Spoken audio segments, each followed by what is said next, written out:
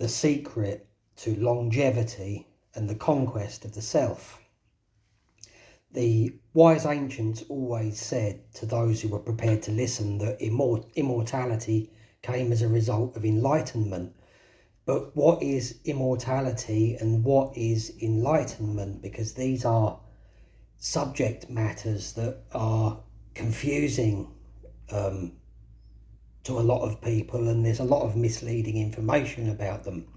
Now, the concept is simple, but for the majority of people, this is too difficult because they are unable to overcome the barrier that prevents them from realizing this truth.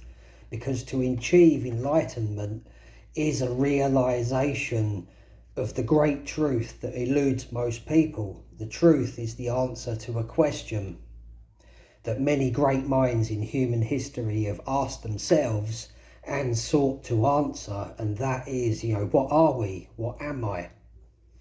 To the untrained in the ways of the adept, we seem to be a physical body combined with an internal mind and thoughts, and on the surface these seems to be true, and it certainly is the truth for many.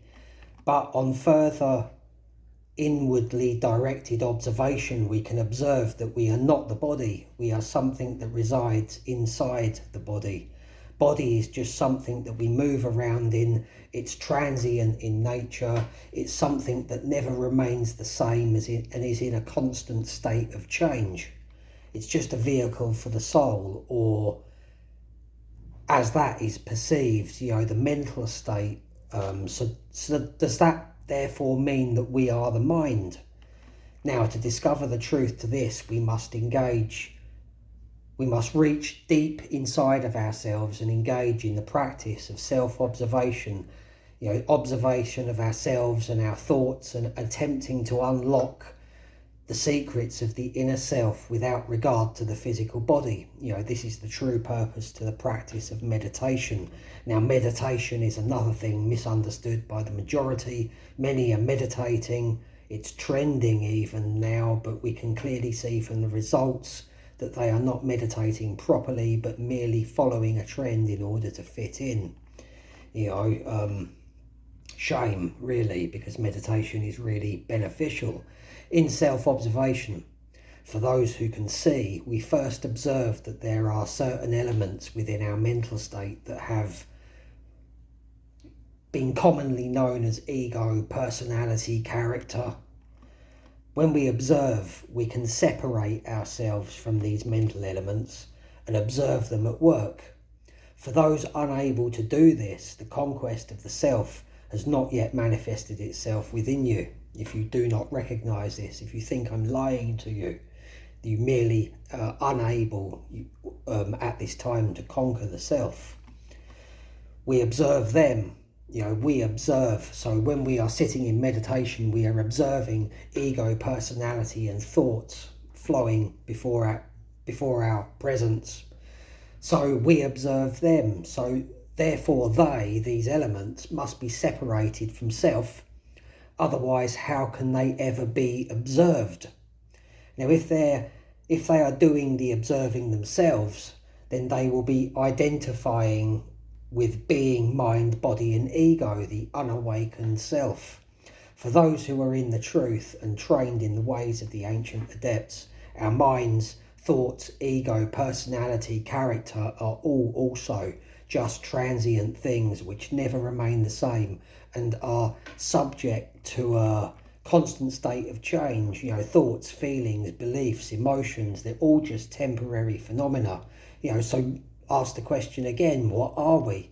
Well, it really is so simple, in fact, that many seeking spiritual awakening become lost in deep, intricate systems and miss that which is obvious and everywhere. The majority of humans live an entire life never realizing this truth. It eludes them. They prefer to manifest in the state of illusion which relies upon impressions being placed before ego and personality in order to gratify these elements. They feed their mental states on a daily or for some hourly basis with television fueling these transient elements while blocking out and neglecting their true self. You've only got to look, when you're outside, you'll see people, like this all the time. You sat on public transport, anywhere. People are just staring at a screen. I'm not imagining this, am I? But what is that true self if it's not mind, body, ego or personality? When we engage in the true and correct practice of observation of the self during meditation, an inner entity observes thoughts and the manifestations of ego and personality and allows those things to just drift on by without grabbing a hold of these thoughts and manifestations and engaging with them. This is what's meant by non-attachment. When you engage with those thoughts and grab a hold of them, then your presence is lost and you are no longer meditating. You are just sitting in a quiet place and thinking or even daydreaming. That's the way that most people practice meditation. And in spite of what many spiritual practitioners believe, non-attachment is non-attachment of the ego. It's not, as is commonly believed, renouncing physical possessions and going to live in a remote cave in the mountains and becoming a hermit. This is just denial and avoidance. It's not non-attachment. We observe the nature and the thoughts of the ego and personality and all the transient illusions that they present to us, to enter the silence and observe, not to block or suppress internal dialogue, as many ignorants believe, but to just observe in a state of non-attachment. This is the real principle behind the Zen philosophy and many other spiritual philosophies for that matter. So what is it that's actually doing this observing? What is actually happening when we just silently observe? Is it not personality and ego that are silently observing? Well, no, they are producing the thoughts and things that are clouding the silence. These things wage war inside of us every moment of every day, creating a never-ending stream of thoughts and things, and they can never be truly silent until they've been conquered and put into their rightful place. So there is something else present within us that observes these elements at play, to be observing these things in the silence. Yes, the observer, the watchman at the gate of consciousness. When you recognize this, you are awakened. Self-conquest is the establishment and dominance of the observer over ego and personality. This is self-mastery. You think I'm crazy? Well, consider this. When you've become angry, is it not ego, personality, character, and the pride or reputation of these elements that has reacted to external stimuli and become angry? Ego became offended or irked in some way, and then it was ego that reacted mechanically, like a dog on a leash, and was dominated and controlled by the situation and the external stimuli instead of being in control of themselves or in control of these elements. Later on, when you've calmed down and you've realised that you don't know what came over you, you observed yourself becoming and being angry, and then you observed yourself reacting in that way. The non-attached self saw reason and truth. You behaved and reacted in a way that is unnatural in your normal, calm, everyday state. Unless, of course, you are the type that is so controlled and dominated by ego that you did not even have the presence to realise that this had taken place. It really is simple. The observer, or the watchman, or woman, at the gate of consciousness is the true self, and that true self is absolute. The true self controls ego and personality in the awakened individual. In the sleeping individual, ego and personality control the individual. This true self is the only thing within any human that is absolute, eternal or immortal. We are this element, and we are in communion with this element, energy, the creator of all physical things in the physical plane of existence. Think about it. The observer has observed in exactly the same way when you were a small child as it still does now. Look inside, and if you are present and awakened, you will recognize this. It is absolute. It is not transient. It never changes. Only ego, personality, character, mind and body are subject to change. We are this absolute principle. We are energy. What's the difference between a dead human and a living human? In the dead being, the absolute principle of energy has left its respective physical form.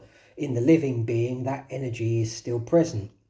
The law of correspondence, which applies to all manifestations in the physical plane of existence. What makes all humanity, all living things, all physical things equal, nothing more. The same applies to the animal as much as it does to the plant. We are energy, and we have mind, body, ego and personality at our disposal. When this great truth dawns upon a person, a great weight is lifted from you and your life will be transformed. You will no longer be affected by stress. You will not react or be controlled by external stimuli. You won't be ruled by personality and ego. You will see who speaks the truth and who lies to you. You will join the ranks of the adepts. Only the absolute, which silently observes and controls ego and personality, and now uses these things as useful tools in order to manifest as an individual on the physical plane. The observer, recognized and awakened, now controls and has conquered these transient things. The conquest of the self, the hardest task that it is possible for a human to undertake and succeed in. Many people, the majority of people who start out on this path fail and do not conquer the self. Those who have not and cannot conquer the self do not have discipline. To achieve immortality is a sure thing, guaranteed to all living things. Now, why? Because the law of thermodynamics quite correctly states that energy can change form and be altered, but it can never be created or destroyed, and we are energy. This law and the awakening of the true self crack the code to immortality. But this comes at a heavy price, a price that most cannot bear to pay. So they live in fear of growing old and dying instead, because physical form, ego, personality and your identity would all die along with your body when its time comes. When your time comes, all that remains is energy. It is absolute, the astral body. So what is longevity?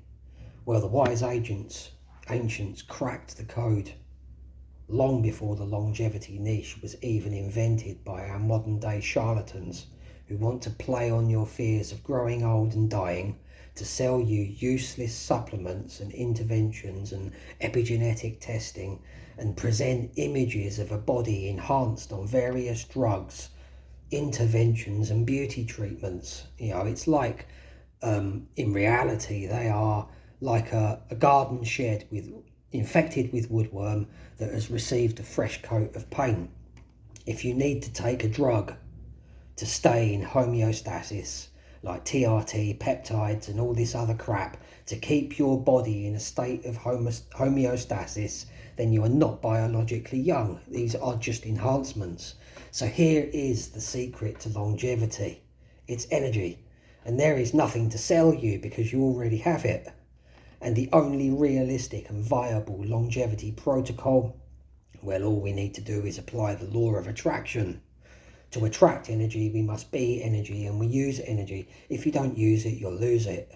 To have and possess more energy, we must use more energy to attract more energy. The more efficient we become at this, the more our energy levels will increase. Like attracts like. There is no pill, potion, bullshit supplement or any intervention other than getting up, moving and using energy as often as we can to reach this objective, a varied movement and exercise regime, the most powerful longevity supplement that is out there, the only longevity supplement that is out there that actually works. I'm crazy, I'm a hater, so why, when people stop moving, do their motor units fade away, their muscles degenerate, and movement declines? And you can't get this back. You know, you've only got to look at the way that these longevity gurus move. They move like men their age, because they've, haven't trained their entire lives. So if you're tired of being lied to, manipulated, and sold a load of shit, and you want to hear the truth, subscribe to this channel and follow this series for more.